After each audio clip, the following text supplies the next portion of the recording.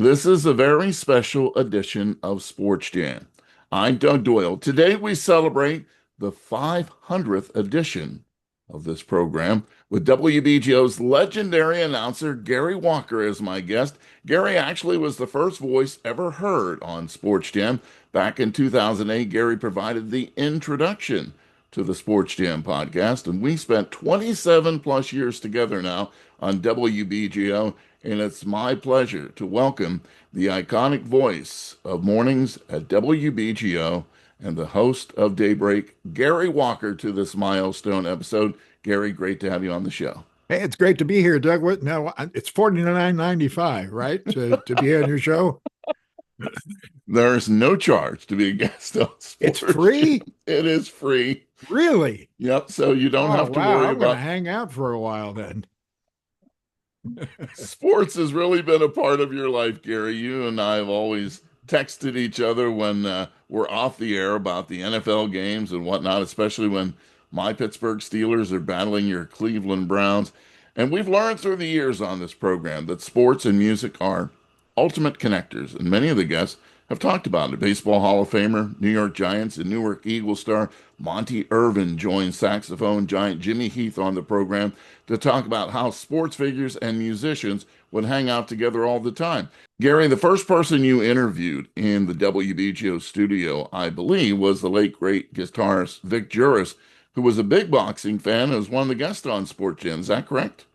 That is correct, Doug. He was one of the very first people. In fact, he and I became pretty good friends. He even gave my brother Greg a couple of guitar lessons. This is way back in the early 80s.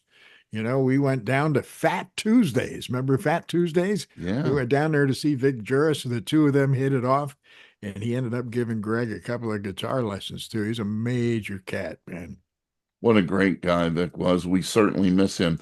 Also, you suggested that I talk with the great pianist Monty Alexander for Sports Jam. He's been on the show twice talking about his love of boxing. They were both amazing guests. How did you look at the synergy and how do you feel about the synergy between sports and music? Well, it's an obvious connection, because when you get in a group setting with jazz musicians, there's a camaraderie. When you get out on the ball diamond with baseball players, there's nine cats that are trying to work together. When you're doing football, it's 11 cats, right? Yeah. And when you've been convicted of something, it's 12 people that come together and come up with your sentence. But you talked to recently, Lee Merkner spoke with Sonny Rollins, and they talked mostly about sports. Sonny, a huge Mets fan, and loved his baseball team. So Hmm. there is an obvious connection there: the teamwork, the camaraderie, coming together, uh, coming up with different plays. In the jazz setting, it's a communal kind of thing. Wynton Marsalis has said many times he's played around the world with different musicians. He said, I've been on a stage and none of us spoke the same language except the language of music. And we came together over that. Absolutely. Knicks legend Earl the Pearl Monroe was a guest on this show and talked about his friendship with Miles Davis. And Yankees great Bernie Williams, a terrific guitarist, just loved coming into the WBGO studios for a Sports Jam episode where he opened up talking about his music. I didn't even know it was the same Bernie Williams because he was so quiet when he was with the Yankees. But then when you talked about his music and writing a song for his daughter, it was just like opening up a whole new window into the great career of Bernie Williams. Now, Gary, you moved around a lot as a kid. You were born in Huntington, West Virginia. You moved to Detroit when you were just 2 years old, and then to Salem, Ohio when you were five. Was it your dad that got you into sports? It was indeed my father that got me into sports. We would play catch in the front yard or the backyard. Later on, he taught me how to play tennis. I didn't really gravitate toward it too well, like at least like my dad did. He was outstanding. And then we would play golf and we would go out, it'd be a typical summer evening at the dinner table. And he'd say, You want to go hit some balls? Yeah, sure. And so we'd go out to the country club where my parents belonged and we'd, hit balls, and in those days you had to shag your own balls at the end, and until the sun went down. I'm out there in the dark, that thing that picks up the golf balls. And those are some of the early recollections of doing sports with my dad. Who was better, your dad or you at golf? Oh, my father, without a doubt, my father. And he was an outstanding badminton player, and Yeah. also played tennis with the legendary Jack Purcell. Some of you may have worn Purcell tennis shoes, with a Hmm. little blue stripe around the toe. Yeah, Wow. my dad actually played tennis and badminton, I believe, both. At the age of 89, Spike, my dad, was still a better golfer than I will ever be. I mean, he used to carry, by the end of his golfing days, all woods in his bag except for the putter. Is Every that right? He would play off the fairways with woods. I can't, I could never match the way he could play golf. And my brother Don and I, we didn't pick up that trait of being a golfer. I could hit a good shot off the tee every now and then, but that's Yeah. about it. How many holes did you and your dad play? We would play 18. My father and I too. One weekend though, we played 36 holes of golf. Oh my goodness. And we walked. Oh yeah, We those walked days, right? and You and would you and would we walk. and we both had leather bags. Wow. And you caddied for a while too. I did caddy for a while. It was a great way to make some extra dollars. When I was 13, 14 years old, I would caddy, and it was a lot of fun. And when I lived in Fort Worth, Texas later on, we would sneak across the Trinity River. Many people who follow golf know about the legendary Colonial Open at the Colonial Golf Club there in Fort Worth, Texas, where the trophy room is all dedicated to Ben Hogan, who once upon a time was the pro at the club. And we would sneak across the Trinity River and walk up on the hill and watch people playing golf until the people, the I don't know what you call them, hall monitors, I guess we used to call them in school, but they would walk through the crowd and they'd see us without our badges, and they would escort us to the front gate. And we would walk back around and cross over the Trinity River again and come back up and watch some of the greats of golf. Saw Arnold Palmer, uh, Dr. Kerry Middlecoff, I remember, and so many others I got to see as a kid. You and I have one thing in common when it comes to the That would be physical. our weight. Yeah, well, that's true, but it didn't start off that way. When you and I met each other, we weren't as big as we are now. That's And you true. might you might even remember when Fran Ashby bought me a Steelers. She physically made a Steelers jersey for me my third week on the air. She came into WBGO, a seamstress in Newark, and she handed me this beautiful shirt that she He had made made. it out of curtain material. That's I, correct. I remember. And the shirt was a one of a kind. And Doug would go to, Steelers games. He would go to Pittsburgh Pirates games, and he would wear that shirt. And people would try to offer him a lot of money for it because it was indeed truly one of a kind. Yeah, it was beautiful. You could see it on the website, especially in the Jim Brown episode. You'll see that I'm wearing it when I'm pointing to Jim Brown's plaque at Brown Stadium. But when we talk about the early days and playing, when I played high school basketball at Franklin Regional, it was my junior year, and I didn't get a lot of playing time at that time. It didn't start to my senior year, Excuse and me, let me take a sip of this red wine here. and what happened was It's actually it's I actually was cranberry juice. fouled at the end of the game. And Yeah. if I make the two free throws, we win the game. And fortunately, I made them. And the sports writer wrote Franklin's poor foul shooter. Doug went to the line and made the two free throws. And I was so angry because I wasn't a poor free throw shooter and because I rarely played.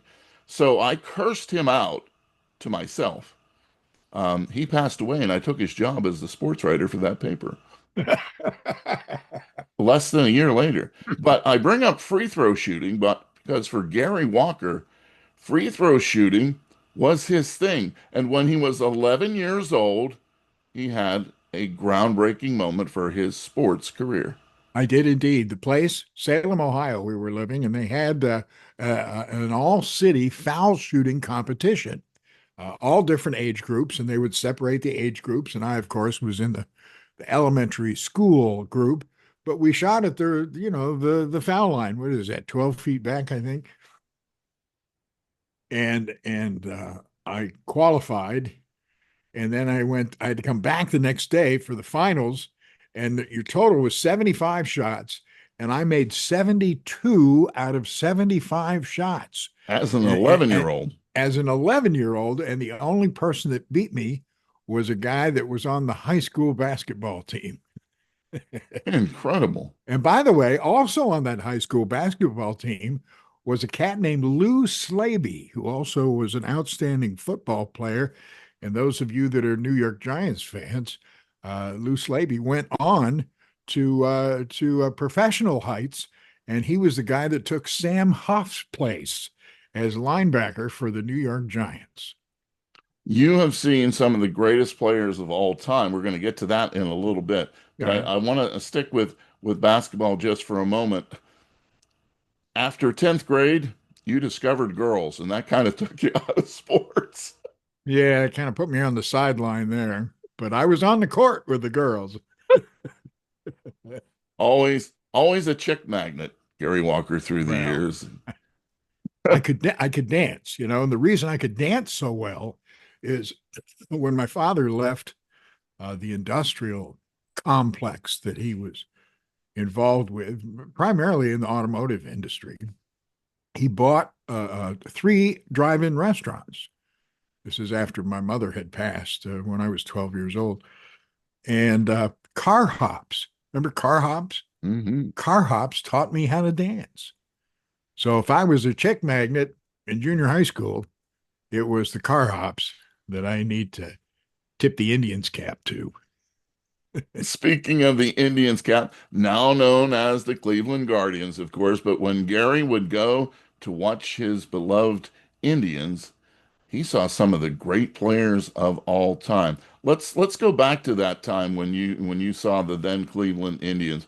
Talk about some of the players, including Bob Feller, that you saw play for your team. Bob Feller, I got to see. I got to see Rocky Colavito. Roger Maris spent his first year in the pros as a Cleveland Indian, and then he went on to the New York Yankees, as many people know. But also, who am I? Manny Minoso. Minnie Minoso. That's right, good old Minnie Minoso, and Bobby Avila, second base. Larry Doby, who was the first African American to play in that league. Spectacular. And I never thought I'd run into those cats again. But one morning, This I is a was great, on the this air is a great at story anyway. WBGO, and I was telling, one of my long drawn out stories about the Cleveland Indians. And I referenced all those great players that I had a chance to see. And I mentioned the second baseman, Bobby Vila, and I said this cat was unbelievable. So I go back to music, and back in those days, we actually answered the phone in the control room. And so I answered the phone, and this guy said, "Yeah, is this the guy that was talking about the Cleveland Indians a couple of minutes ago?" And I said, "Well, yeah, it is." He said, "You made a mistake. And it's not Bobby Vila, it's Bobby Avila." I went, "Oh, yeah, I think you're right." I said, "So you must be a Cleveland Indians fan, huh?" And the guy paused for a second. He goes, "Yeah, you might say so. This is Larry Doby." And Larry Doby, when after he retired, some people know this, he lived in Montclair, New Jersey, and he was also a big fan of jazz in addition to sports and such. And he was a listener in the morning. You never know who's listening in the morning. You just never know who's out there. Now I wonder if anyone's out there, but they are. They're Yeah. there. And And a once tip again, of the hat to all you sports fans that listen in the morning. that's for sure. And for once again, for those who don't remember, Larry Doby did break the color barrier in the American League, like Jackie Robinson did in the National League. And and I've had many talks with his son, because when they dedicated Hinchliffe Stadium, Larry Doby ran track, I believe, at that stadium.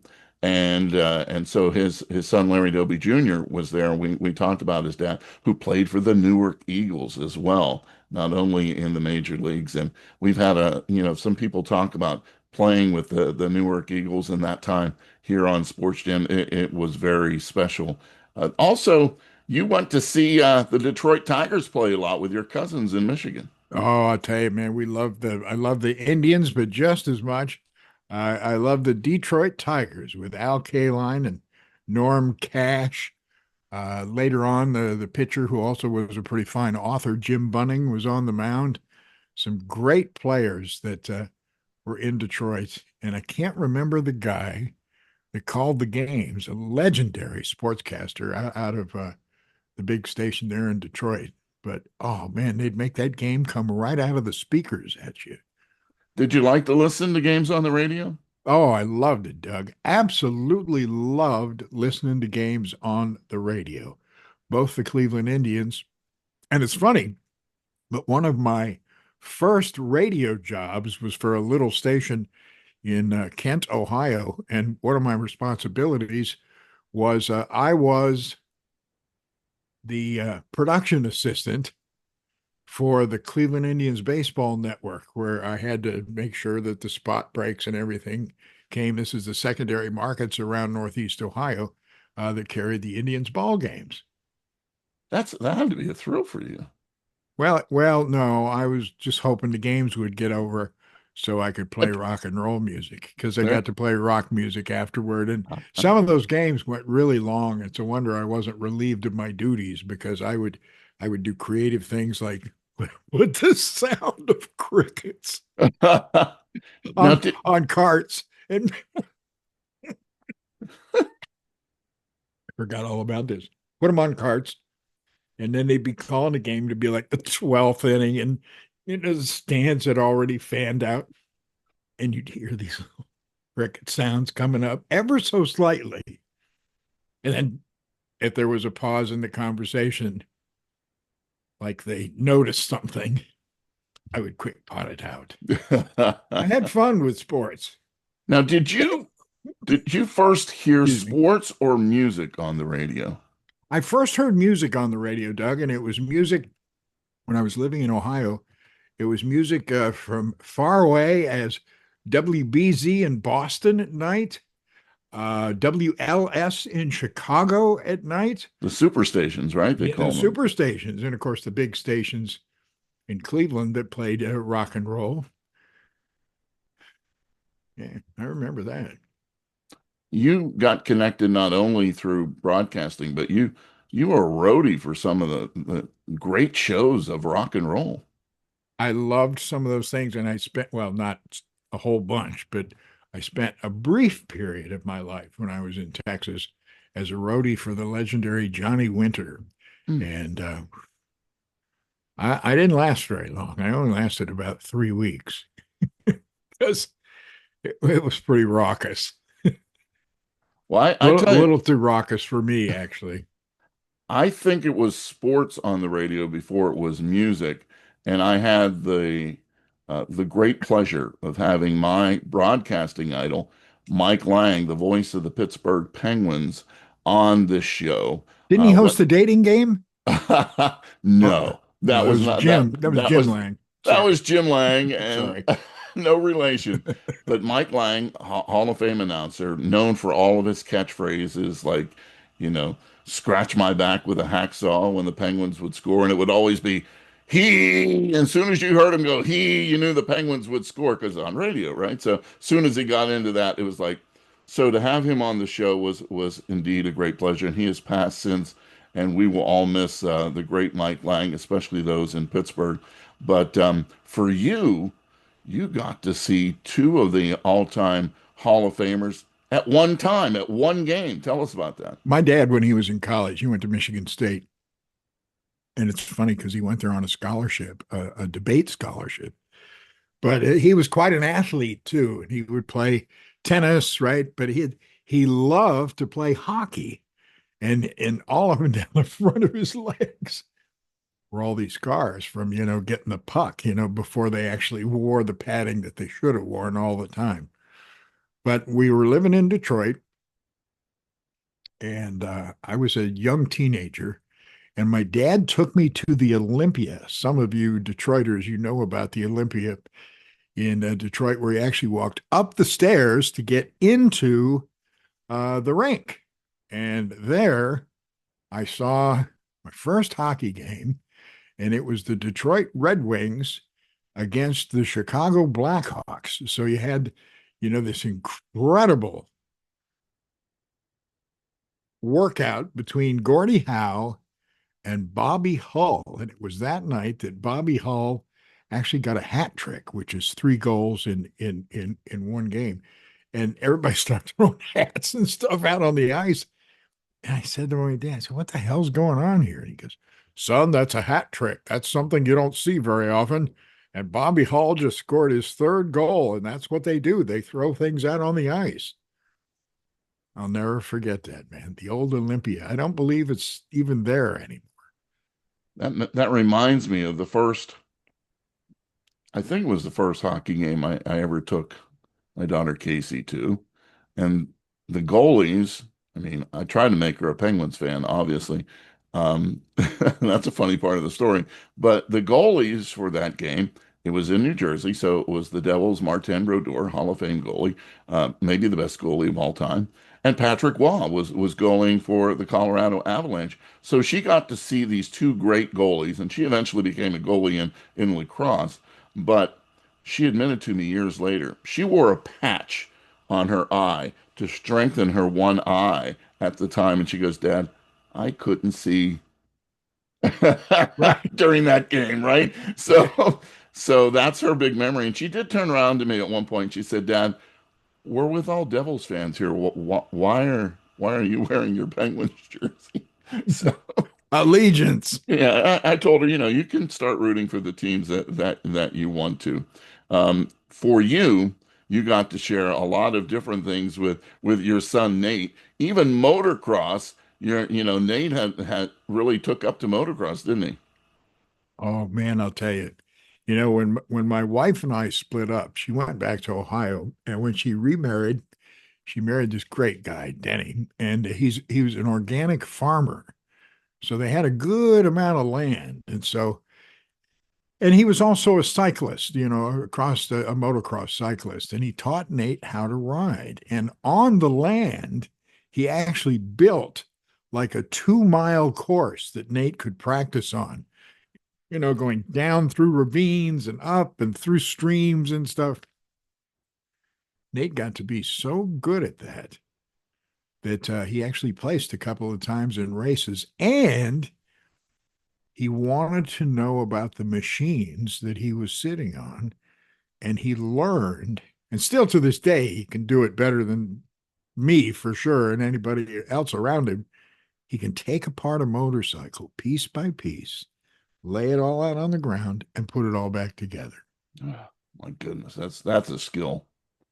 You used to ride motorcycles. I had a motorcycle once, and it was a wonderful experience until I was coming home from work one night and a dog ran out on the road. I had a nice Triumph, nice bike, and I flew up over the handles, and my shin caught the handlebar and like just snapped my shin like a matchstick. Mm. I've never been in so much pain in my life. And I never got on motorcycles after that. I did get on a little Honda one time with Nate when we were out at the farm, and he wanted to show me his latest bike, a Kawasaki, I think it was. And he had this little Honda. So I sat on that. You know, those who've been listening to Gary through the years know that we would talk about our kids, Casey and Nate, quite a bit as we would go through. And Nate actually interned in the WBGO news department for me, and he was terrific. He had such a mature voice as a teenager that I would have people come in and say, "Who was that person that you had on the air?" And I said, "That's including Nate." his own father. One day Right. he called me into the production room. He goes, Nate, show your dad what you're working on. And so he pushes a button and he plays this tape. And I went, wow, that's really good, Nate. Who's that voice? Did you write that? Yeah. Well, who's that voice? He goes, that's me. His Great own voice. father didn't even recognize him. And those who have been around Nate know that he has a wonderful sense of humor like his Oh, dad. he is the absolute funniest person on this planet to me. That's I've one. never run into anybody quicker or funnier than he is. And impressions, oh my goodness. Everybody from Benny King that he sees on those old television commercials, right?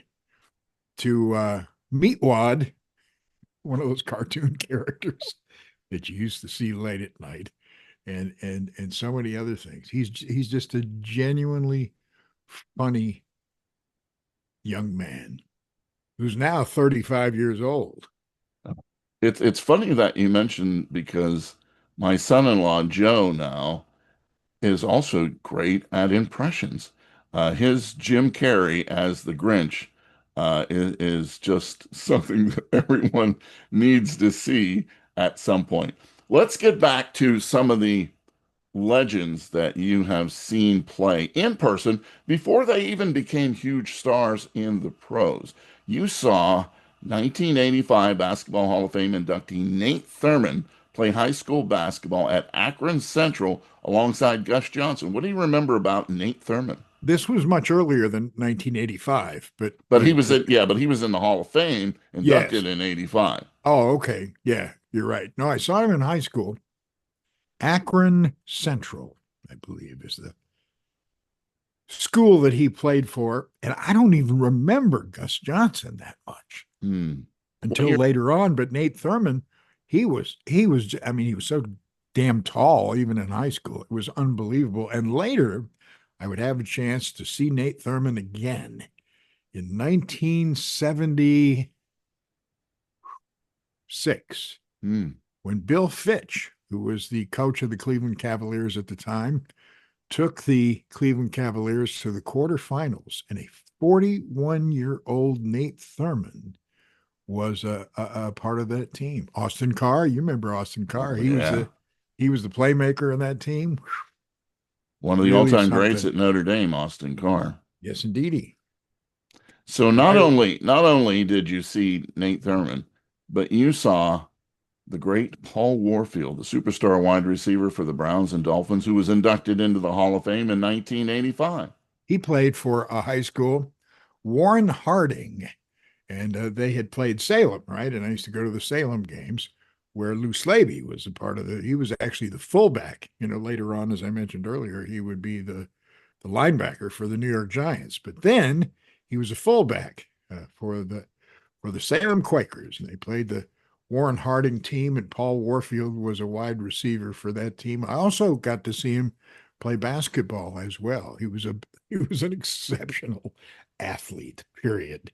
He could do just about anything. I believe he also did track. I want to say either broad jump or high jump, but just an exceptional athlete. So, one of the questions I always like to ask my guest, if you could go back in time, right, and you could see a specific sporting event, you could either take Nate or who, or Cheryl, whoever you would like to take, what game would you go back to see and why? Can be any sport. You know, when I was a little tiny kid in Grosse Pointe, Michigan, outside of Detroit, every year my in-laws, uncles and aunts and stuff, would come from Tecumseh in southern Michigan, and they would come to the house. And my father always got tickets to the Thanksgiving Day game, which was an annual tradition between then, it was between the Detroit Lions and the Green Bay Packers. Mm. And my dad had tickets for all the adults. I, however, had to stay home with the aunts while they made Thanksgiving dinner.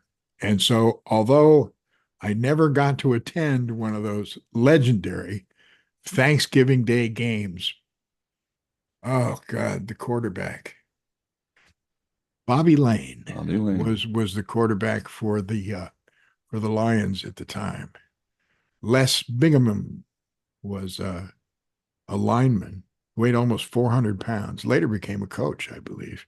This is pre Joe Schmidt days. Hmm. But at any rate, I wish I could have gone with my uncles and my dad to see one of those Thanksgiving Day games because they would come home and whether the Lions won or not, they were all big Lions fans, and whether the Lions won or not, all they could talk about is how great the game was, regardless of the outcome. My Pap App, by the way, that's what my grandson Liam will now call me Pap App because, and my dad was Pap App and for, his grandchildren. But my Pap App, my dad's father, my grandfather, he was a huge Detroit Lion fans too. And on Thanksgiving, we couldn't wait. He would come up and, he died when I was fairly young, but I remember him coming up and waiting for the game to start on Thanksgiving because the Lions to this day still play on Thanksgiving, and that was a special moment for me. You and I have these connections with our family and our fathers. They introduced us to the world of sports, and that's how we got involved in it. I just thought about if I asked myself that question, I had never thought about what game would I go back to, and I guess it probably would be 2 years before I was born. In 1960, Bill Mazeroski hits the game-winning home run against the New York Yankees in the 1960 World Series. Now, why would that have special significance other than the Pirates winning the World Series? I got to play semi-pro baseball with his son, Darren, who was our second baseman, and Darren was the nicest kid. He used to get picked on by players from the other team saying, "Hey, your dad couldn't hit, and you hit just like him." And Darren would never say anything negative about anyone, and he became a scout for the Pirates Wow. eventually. And so Darren was a terrific player, could turn the double play just like his dad. And Bill Mazeroski is now in the Hall of Fame because of his defensive play. So, See, and we have a connection there too, because, every morning I do show prep, just for my own enjoyment. And I noticed recently that Big Clue was the anniversary of his birth. And some people in Cincinnati know the name Ted Kluszewski. And later on, they would know that name in Pittsburgh because he went from Cincinnati to Pittsburgh. And the cat had undoubtedly the biggest arms of anyone. He had arms as big as my leg. You remember Clue? yeah, great player. Oh my We God. we have seen some legends as Gary has his Indians hat, and of course behind me is the great Roberto Clemente's number 21. I saw him in the 1971 World Series. I'm paying homage today to Manny Sanguillen, number 35, who just was inducted into the Pirates Hall of Fame last year. We were there. Rose and I went to see that game. Mario Lemieux, I think, is the greatest player that ever put on skates, number 66. And Donnie Shell, to the other side here with the white jersey. That's his Pro Bowl jersey. Donnie Shell was a guest here on Sports Jam. Gary, we only have a couple of minutes And here. if you look behind me, you will see a drawing, a lithograph done by Miles Davis, of Oh, course, founder of the legendary Davis Cup tennis. no. I might have to check that. Wow, that is a nice one too, though. That is a Miles Davis lithograph. Yeah, I love it. Gary has a lot of wonderful memorabilia. We both share that. He has music more than, and I have the sports. But I have to thank you because it was back all those years ago that when I came into the studio and met you for the first time, as I was leaving the room, you said, "I hope to see you again." Little did you know you would be saddled with my presence for 27 plus years. Well, I'll tell you something. It's a if every saddle was that comfortable. I don't think the Cowboys would ever get off the horses. It's been a pleasure, my friend. It's been a pleasure. And a continued success with the award-winning Sports Jam with Doug Doyle. I'm Gary Walker, and it has been a true pleasure uh, to be here with him today. Thanks so much, Gary. The 500th episode. Who better to join me than the iconic Gary Walker? We'll see you next time.